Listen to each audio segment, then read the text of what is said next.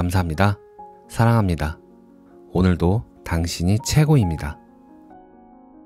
우리는 복잡하게 얽혀있는 관계 속에서 살아갑니다. 가족, 친구, 연인, 동료와 같은 인간관계도 있지만 질병이나 자연, 경제적 불안과 같은 다른 관계들과도 맞닥뜨리게 됩니다. 마음 공부를 하면서 생각과 감정을 흘려보내고 지금 이 순간에 존재하는 것을 배우고 연습하고 있지만 그렇다고 주변 관계들을 무시하고 문제가 발생했을 때 모른 척한 채 자기 수양만 하기에는 우리는 사회와 너무 밀접한 관계에 있습니다. 따라서 사회에 속해 있는 자신의 위치를 인정하고 문제가 발생했을 때 문제를 해결할 수 있는 다양한 기술과 관점들을 배우는 것은 중요하고 도움이 된다고 생각합니다. 오늘은 조금 다른 내용을 소개해 드릴 건데요. 룬샷이라는 책입니다. 쓸모없다고 치부되는 아이디어에서 가능성을 포착하고 이를 시스템적으로 육성해서 폭발적인 성장을 이루게 하는 방법을 소개합니다. 이렇게만 들으면 사업을 하지 않는 이상 내 인생에 전혀 도움이 되지 않을 것 같은데 제가 주목한 부분은 책에서 상전이라는 물리 법칙으로 룬샷을 설명하는 부분입니다. 룬샷은 아이디어를 낸 사람을 나사 빠진 사람으로 취급하며 무시하고 홀대하는 프로젝트를 말하는데요. 이 룬샷을 성공적인 프로젝트로 만들기 위해서는 특정한 구조를 만들어 주어야 하는데 이를 쉽게 설명해주는 물리 법칙이 상전이입니다.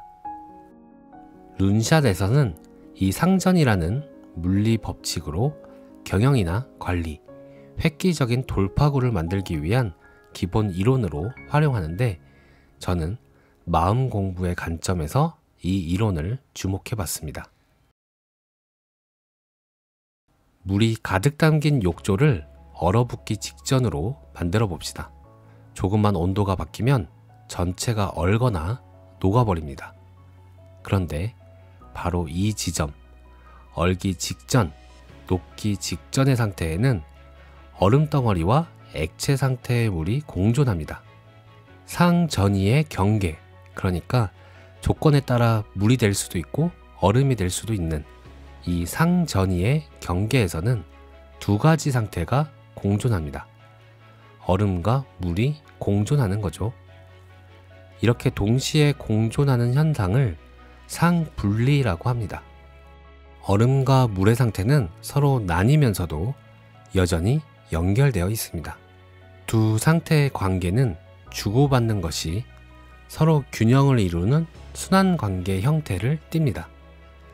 얼음 조각의 분자들은 인접한 물 웅덩이로 녹아듭니다. 얼음 조각 옆을 헤엄치던 액체 분자들은 얼음 표면에 붙잡혀 얼어붙습니다. 어느 쪽 상태도 압도적이지 않은 이 순환관계를 동적 평형이라고 합니다. 책에서는 이 이론을 어떻게 현실에 적용을 시킨다는 건지 봅시다.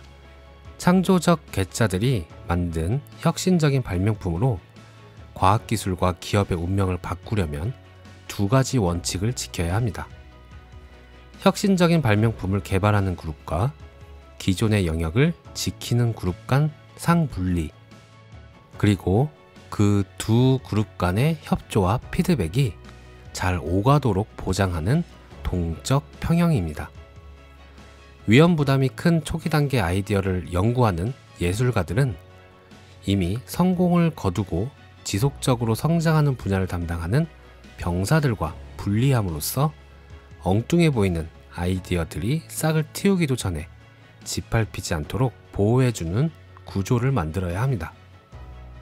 동적 평형은 신기술을 온몸으로 거부하는 군 관계자들을 배척하지 않고 끝내는 설득해서 기술 개발과 적용에 동참시켜서 예술가와 병사 어느 한쪽에 치우치지 말고 이 둘 사이의 조화와 균형을 이뤄내야 합니다.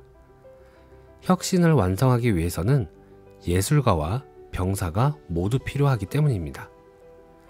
책에서는 이와 관련된 전쟁, 질병, 불황의 위기를 극복한 다양한 설계 방법들과 처음 제안된 엄청난 아이디어들이 홀대받았던 예시들을 소개합니다.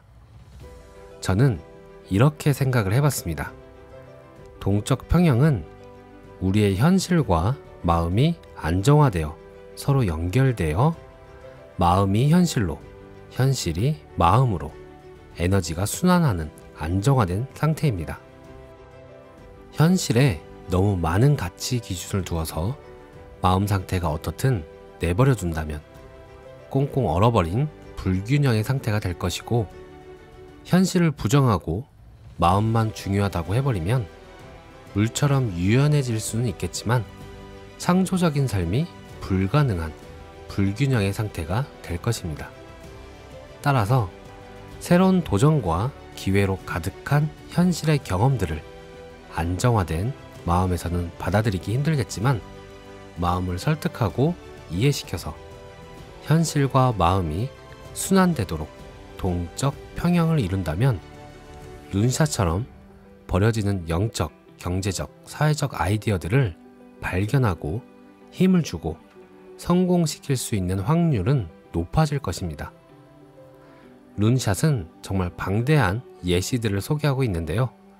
왜 빌 게이츠가 이 책을 가방에 넣어 다니며 읽는다고 했는지 알 것 같습니다. 사업을 하시거나 어떤 조직을 이끌고 계신다면 이 책을 정말 추천해 드리고요.